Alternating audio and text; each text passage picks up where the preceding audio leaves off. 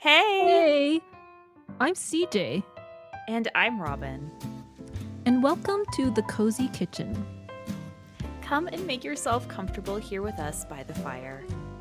Let's chat about baking, friendship, and cozy hobbies.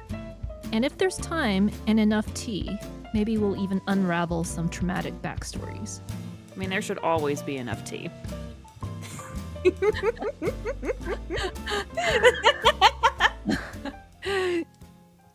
Well, hello and welcome to another episode of Kozy Kitchen. This is Robin, and we got CJ here. Yep, hello. Today we are going to be talking a lot about our Thanksgivings and just do a quick Thanksgiving recap, what worked, what didn't work, what foods we had. So let's just dive into it. I am excited. Now, CJ, you mentioned before that you had some really amazing non-traditional Thanksgiving dishes on your table, and I would love to know what all you had. Like, what was your favorite thing? What was on your table this Thanksgiving? Yeah, thank you. Well, my family is traditionally Chinese, from China, but then we escaped the Civil War to Taiwan. But all of our food is very much Chinese, Northern Chinese. And so the first thing that we had was kind of like your equivalent of a dinner roll on your Thanksgiving table. Oh, delicious. Um, it's called da bing, which just stands for big cake, I guess. But it's more of a leavened bread that's cooked in kind of like a cast iron pan. So it's kind of like it is kind of cake shaped, and it's got little sesame seeds sprinkled on top. Sometimes it's got some scallion to make a savory version. And so the one that my mom makes, and because she's Buddhist and she doesn't eat onions and garlic, she makes it with this special, it's called a toon leaf. So Toon, toon. It's the leaf Cool. of a tree that's got this very aromatic flavor. It's just kind of a unique flavor. And they pick kind of the young leaves off this tree and you grind it up into almost like a pesto. All Yeah. right, now I'm here. I'm here for it. I love a pesto. And Yep. is it like for the flavor wise, would you say it's like similar? Is it like fresh tasting, herby? Like how would you describe the flavor of tune? Um, it's nothing you've ever had before. I can't Hmm. actually, it's very much its own unique flavor. Like it is strong, kind of like garlic and onion, but then it doesn't taste anything like it. It's more of a fresh, herbally, um, just its own flavor. Like tune is tune. Like you will know what tune is if you've had it. It kind of like cinnamon. Like there's no other spice that really 100% gets you the same place that cinnamon does. Yep. But it's like, but this is its own. Does it have like a bite to it? Kind of, because like I've noticed that like with more garlic heavy dishes, it has. It's not necessarily spicy, but it will kind of have like a little bit of a tingling, a little bit of a bite. Is Mhm. that kind of what you get with tune? Actually, it doesn't. It doesn't have a that tingly, like, sensation, like, it doesn't have physical sensations like a Sichuan peppercorn where it, like, actually numbs your mouth, but the aroma is just unique, and I've never had anything else like it, really. Wow.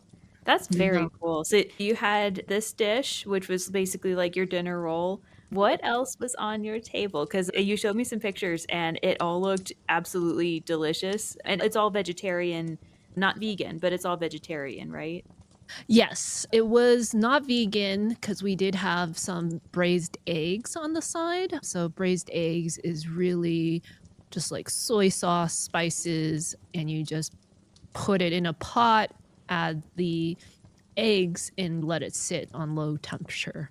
So that was a side dish that my aunt made. I was kind of shocked that it was even there because my mom, she's Buddhist and, cannot like, as a kid, could not stand me getting anywhere near any of these forbidden foods, and egg was one of those things. So, Interesting. pleasantly surprised this Thanksgiving that she did not make a fuss that that was on the table. But before I get to, the main dishes, I wanna hear about your dinner rolls because I heard those turned out really well.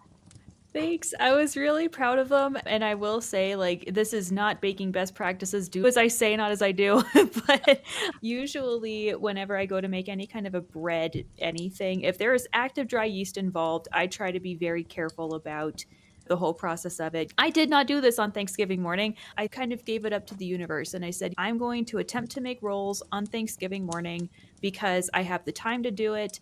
I have plenty of my side dishes already figured out, and if they work, then that's awesome. If they don't, that's okay too." And just that apathy, I think the universe was like, "Oh, we'll let her have this one." Because I followed a recipe from, I think it was Sally's Baking Addiction, which I love her recipes. They're incredible. It was super easy to follow. I used up the last of my active dry yeast to make this recipe, and that's also how I knew that if it wasn't gonna work out, it wasn't gonna work out. But yeah, the active dry yeast bloomed beautifully. I was able to use my stand mixer to get the dough kneaded very nicely. That was a lifesaver. And then I was able to let it rise and do what it needed to do. And these rolls were so, like, first of all, I should not have baked them like this. I put them in a pie tin basically because I didn't have anything else to bake them with. And I kind of smooshed them together. I probably should have taken out like two or three, but they just kind of formed like a cohesive mass, and that was okay. I thought it But they looked beautiful. I mean, that thanks. was so pretty. Thank you. They kinda came together. It almost looked like the braided challah, but, Mhm. it wasn't braided, wasn't challah. But it was kinda nice because they were still formed separately, so it was really easy just to pull them apart. And the crowning glory of these rolls was I brushed them as they were baking, I brushed them with this really good cinnamon honey butter, so they smelled incredible, and it's really pretty rare that I get rolls that look like that. Like, they were fluffy and soft and not dense or hard at all. Like, I still have so much to learn with bread, but I was so pleased that not only did they turn out, but they were a beautiful addition to our table, and I was so proud of how they turned out. Um, but yeah, I was that made me really happy. We had nice rolls. That's so awesome. What was the recipe? Like, what was in it? Did you add milk in it? Or, like, what do you think made it so fluffy? That's a good question. It was her standard dinner roll recipe, and I think, honest to goodness, what made it nice and fluffy is the fact that because I've been doing a lot more with sourdough this year, I now understand a lot better what dough needs to look like as it's proofing. So I think that just because I got it proofed the right way, I Mhm. think that that's what made them so fluffy. Like, these had butter in them as well. I think that's what made them Mm. so rich. Mhm. Um, but yeah, I think the reason why I've had so much variance in my success Uh-huh. with bread and rolls and things like that is because knowing what stuff has to look like as it's proofing is not intuitive. And at least for my crazy brain, it took a lot of trial and error with sourdough before I was able to actually look at these rolls and be like, "Oh, this looks correct. This looks like what it's supposed to look like." So yeah, I think that it was just doing it the way the recipe meant for it to be done. It's experience. You have Yes. experience now, so you know what looks right. Yes, and if you wanna have anything with you whenever you are making food for a lot of people, experience is your best friend because it teaches you more than anything else in the world. It is the Yes. best teacher. Yeah. But anyway, go back to your Thanksgiving because I need to hear more about a lot of these mains and sides that you had because it just, like I said, it looks incredible. So, back to a non-traditional Thanksgiving.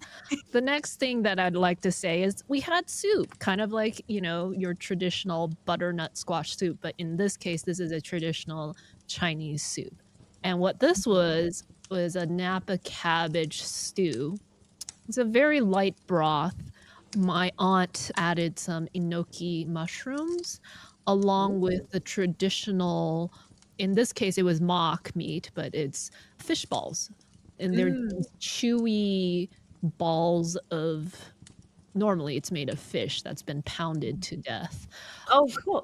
Yeah. It's like the Chinese version of gefilte fish. Oh, okay, I didn't know 'Cause that. Okay. yeah, that's basically it's fish balls, but you Oh, okay. stick them in, like, a chicken broth kinda jelly, and you can have them as just whatever. But it's a very polarizing dish, not everybody likes them. Is that the same for you? Is it, like, one of those things that you either really like it or you really don't? Or is it common enough in a lot of Chinese dishes that people generally like them? Um, since I've been vegetarian since I was 5, so I have no idea what the actual fish one tastes like, so Mhm. perhaps it's, like, something that's a acquired taste that some people love or some people hate. I've only had the vegetarian version, so this one, like, is just kind of mild flavored, so it just kinda takes up whatever spices in there, and usually it's got ginger and some white Oh. pepper in it. It's just very light and mild, and that's what I needed to ease into Thanksgiving dinner. Yep, yep, that makes sense. Is it sounds like a really lovely appetizer with it being light and it's not super heavy, which that's not the experience you get with a butternut squash type of soup. 'Cause that to me is a heavy soup. Like, that to me could be a meal in and of itself, but it feels like this soup that you had what and did you say the name of it? It's just Napa oh, the Chinese name is, let me see, I have it written down here. Uh I'm not going to attempt to pronounce it just so you know. No worries. It's called Bai Cai Yu Wan Tang. That's a mouthful. Um, Cool. yeah, and it's just literally like Napa cabbage, and it's just, like, so refreshing, like, it's just, like, very light and definitely not as starchy as something like a butternut squash soup.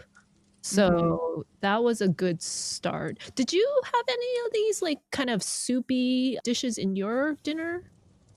No, we didn't have any soup whenever I would be younger, especially at my dad's house. Sometimes we'd start the meal off with matzo ball soup because it's like a kind of a lighter broth and you don't need a whole lot of it.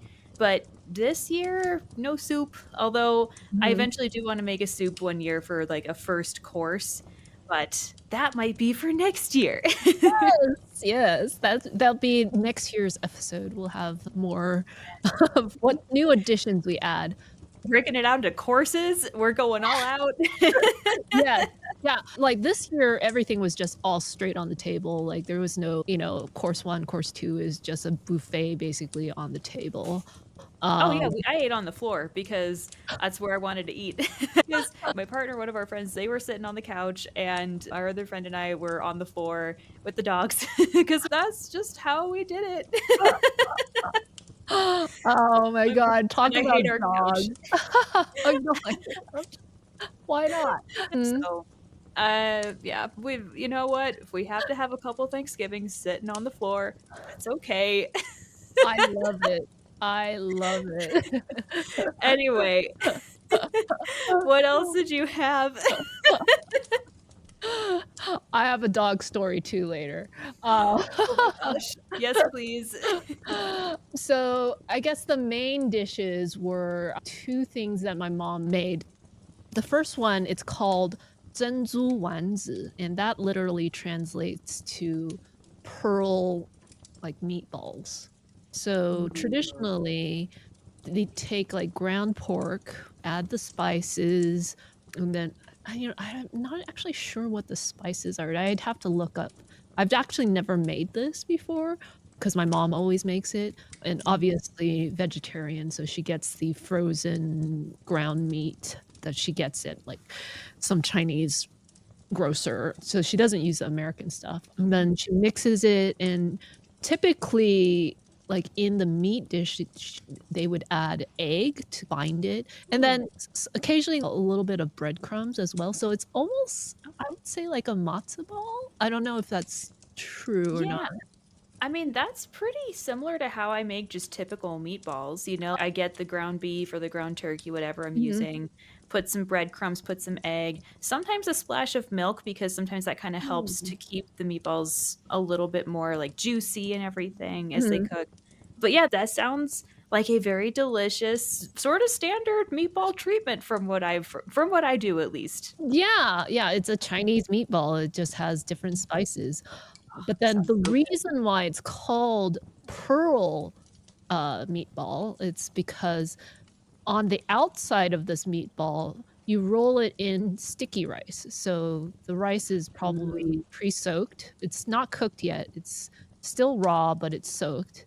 And then you're rolling this meatball in this a plate of soaked rice.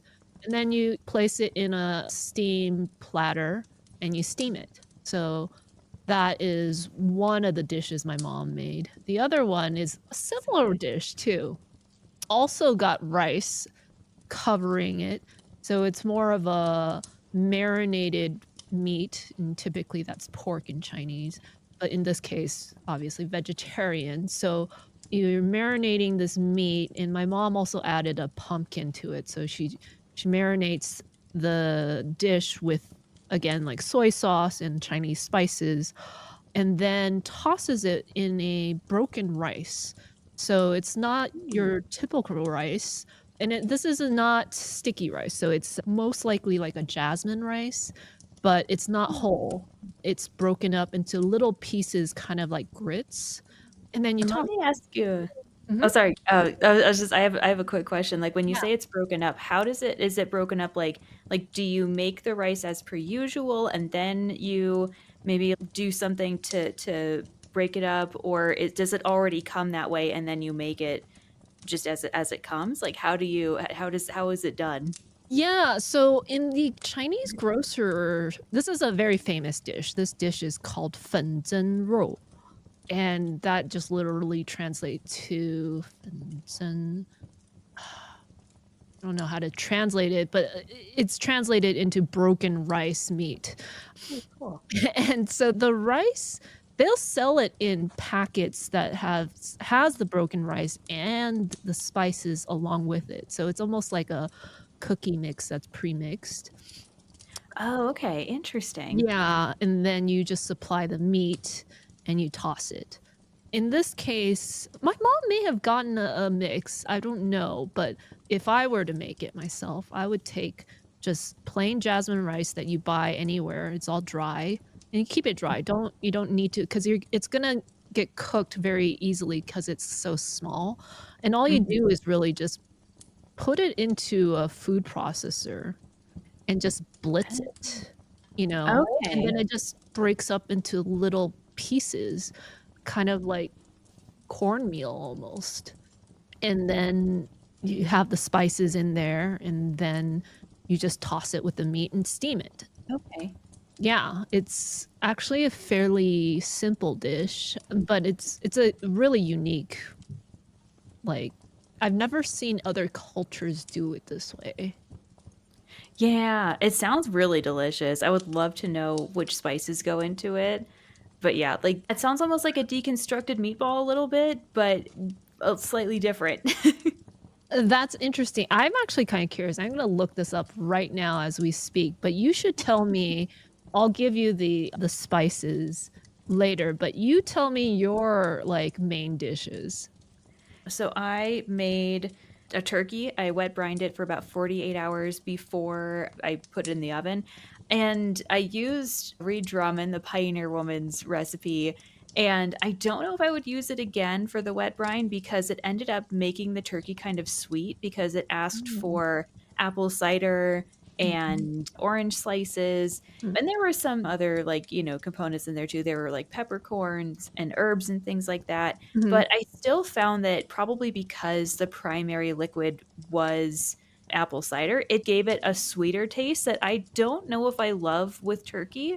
So I think next year, if I do decide to wet brine again, I might just do something a little bit more on the savory side, and mhm. maybe just do some kind of like chicken broth or something like that. Just something that has a little bit more of a savory flavor, Yeah. but it still turned out pretty well. Did not take nearly as long to cook as I thought it would. I Mhm. checked the temperature in multiple parts of the bird because just because it's done in one place doesn't mean it's done in another.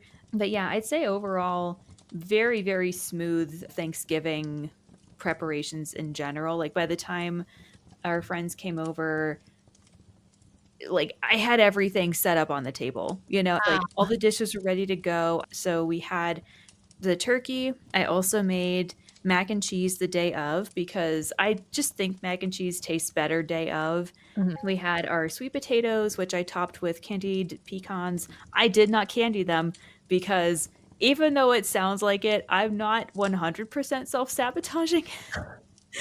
I'm very nervous about candying things because Mhm. liquid sugar, it scares the crap out of me. Mhm. Yeah. So I don't really journey into that realm very Yep. often. But we had our candied sweet potatoes, we had the dressing that Ethan's mom makes every single year, and I messed it up a little bit because I added too much, so the way that we make it is we cube up some bread, toast it up, get it nice and dry, mix that in with celery, onion, and diced carrots, and everything's gotta be nicely diced. Once that all is mixed together, we add in some cooked sausage. Usually it's like hot sausage is usually pork.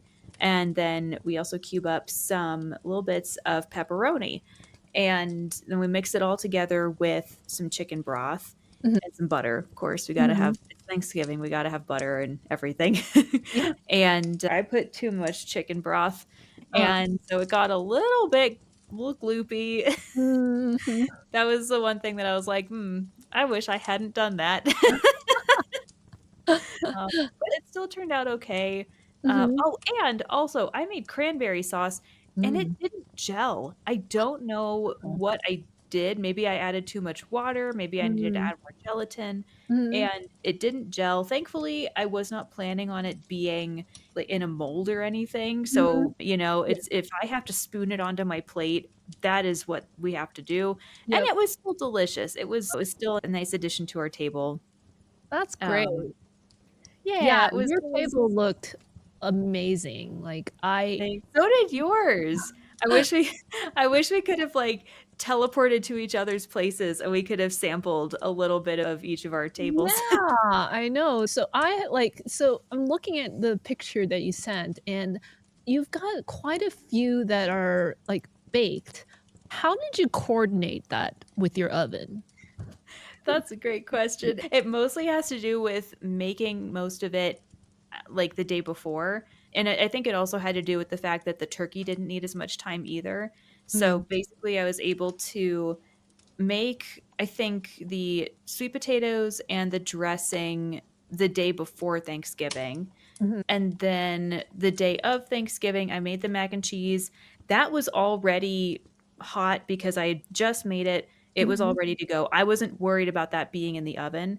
Mhm. So all I really needed to do once the turkey was out was just put the dishes Mhm. back into the oven and just let them heat up.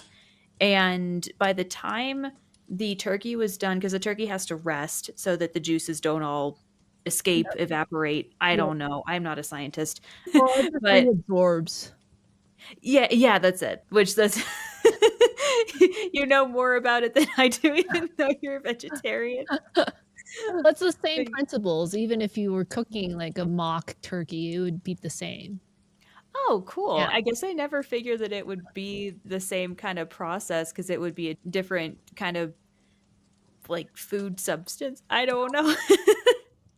It's But that's similar cool that, like, enough. oh, cool. Alright. That's good to know. Now this is one more skill that I can put under my belt if I ever decide to do a non-meat turkey substitute. But yeah, like, once everything was done, I could just once the turkey was resting, I just put everything into the oven, and oh, the other thing that helps is that we have a toaster oven, Mhm. and so while all of the side dishes were in, like, our actual oven getting heated up and everything, I just popped the rolls into the toaster oven so that Mm. I didn't have to be fighting for Mhm. space, Gotcha. especially because in our oven, I've noticed that if I bake more than one item at a time, it just Mhm. doesn't end up right. Like, I Mhm. can't have 2 trays of cookies in there at once because one of them gets overdone, one of them is, like, burnt, but somehow liquidy still in the Mhm. middle. Stupid. I don't like this oven. Yeah, yeah, it sounds like it's uneven in different areas of the oven. Yeah, a little bit. But yeah, it was not too bad for Thanksgiving this year, getting everything coordinated. And also, the pressure was off because I was only cooking for a very, very small amount of people. So, yeah, it helped. Yes, yes, like, yeah, as the party number grows, your stress definitely rises. Yep, that is fair. That is fair. But yeah, like, oh, did you find the spices for the Oh, yes, I did find the Mhm. spices, and it looks like you got star anise, cinnamon, fennel, and Sichuan peppercorn. Occasionally, depending on the region it's from, a little of the cloves and ginger can be added. So Ooh. that is the kind of the flavor profile of what a fenzhen roll or broken rice meat tastes like. If you can That's funny. imagine that flavor combined together. That sounds so good though. I don't know, 10 out of 10, and now it makes me wanna try some, so I don't know. I'll Could have be to my find a next good recipe foray. for you. Yes, please send it to me, I would love to try it. But yeah, it sounds like a wonderful Thanksgiving all around. Yes, but before we conclude, I wanna know about your beautiful desserts on that table because you had at least a couple. Yeah, so I can explain. I like to have a variety of desserts because I'm extra, and that's the explanation. So I did a flourless chocolate torte, which was very good. I think I wanna try a different recipe next time because this one was very fudgy, and I think next time I might wanna try something that's a little bit lighter, or maybe a little bit fluffier, but it was still very good. It was very decadent. I also made a pumpkin pie, which I wasn't sure about in the beginning. Whenever I looked in on it in the oven, I was like, "Oh crap, you're still so liquidy. Why are you so liquidy?" And it all ended up being okay. That was the only dessert that really truly stressed me out. And I had also made like pumpkin spice truffles that were coated in white chocolate, Mhm. and we still have some of those. So I made a lot. Um but yeah, I think the dessert table is usually my favorite part of Thanksgiving. I love sugar. I have such a sweet tooth. And also baking for people, in my humble opinion, is just as much fun, if not more fun, than actually cooking for people. And then let me ask you this, did you have any desserts on your table? Yes. So, I mean, I had nothing to do with the creation process. My aunt did make a peach cobbler, Ooh. which was really simple, not too sweet. It was quite good. And it's just interesting to see how Americanized we are. Like, it's just really a fusion, because like, we're celebrating Thanksgiving, but then it's all this Chinese food on the table, but then we conclude it with a Western dessert, which honestly, I think Western desserts are better than Eastern desserts. I mean, some people disagree with me on that, but I just find the Chinese desserts, like, boring. Like, Hmm. a lot of, like, you know Chinese desserts have a lot of beans involved, and I just don't think of Oh. beans as dessert. Like, I like Mhm. bean paste, yeah, it it's like, no, that's not dessert. It's funny you say that because one of my absolute favorite dishes that I didn't even realize that it was a thing because 'cause I've not had a whole lot of like, the Chinese food that we grew up with was very Americanized. It was your Mhm, General Tso's, it was, walnut shrimp, it was, like, things like that. So, mhm, until we started living in Palo Alto for those few years, I just didn't have a whole lot of exposure to things like dim sum, actually traditional Chinese dishes, mhm, and so I went to go get dim sum one time. It was actually during a Thanksgiving visit where my brother and dad came up to visit, and one of the best things I've ever had was and I don't there's I'm sure that there's, like, a proper name for it, but it was this, like, ball of it was like a dumpling sort of, and it had sesame seeds around it, and in the middle was a little thing of red bean paste. It mhm. was so good. It was my favorite thing ever. Oh, okay. What you're describing as tongrian, was it in a broth? No, no, no, this was Okay. like, it might have even been fried, honestly, because it was like Oh, a golden brown, kind of oh, almost okay, I crunchy know. kind of coating on the Mhm, outside. mhm, mhm. Yeah, I It know was that exactly what that is. It's like, um, what is it called? I know what it is. It is fried, so it's, like, basically red bean paste wrapped in a, like, mochi dough, and yes! Yeah, then yeah, yeah. and then it's, like, rolled around in sesame seeds, and then they deep fry it. Mhm. That's exactly what it was, and so it was funny that you mentioned that you don't think of things with beans in them as desserts 'cause it's in a way, I understand it, but also I like, red bean paste is really, really good to me. I really like it. Yeah, Uh so I do like the commercially made red bean paste, and the reason why it's so tasty, is because it has Let me a guess. ton of sugar and fat. Who Like, knew? they basically take like, if you were to take, like, real, just raw red bean, grind it up, and make red bean paste, it will taste like shit because of all the fiber in there is just ruins the experience. So what Mhm. commercial red bean paste they do is they take the beans, they make it into this, like, paste, but they take out all the fiber. So you're left with just, like, the starch of red beans. And then they add a ton of basically, like, lard, and Wow. vegetarian version would be shortening, and then sugar, and so you're left with this, this solid substance that's very sweet and delicious, but has 0 nutritional value. That is fascinating. I guess I should have known that because it was so sweet, but I don't know, there was a part of me that was just like, "Oh, maybe this is something I've never tried before. Maybe it's" like how a lot of fruit is just naturally very sweet. Like, Mhm. that was my train of thought. I was like, "This is completely new to me. Maybe this is just how it is. I don't know." That's good to know, though, but it's yeah, like, now I'm understanding more of where you're coming from.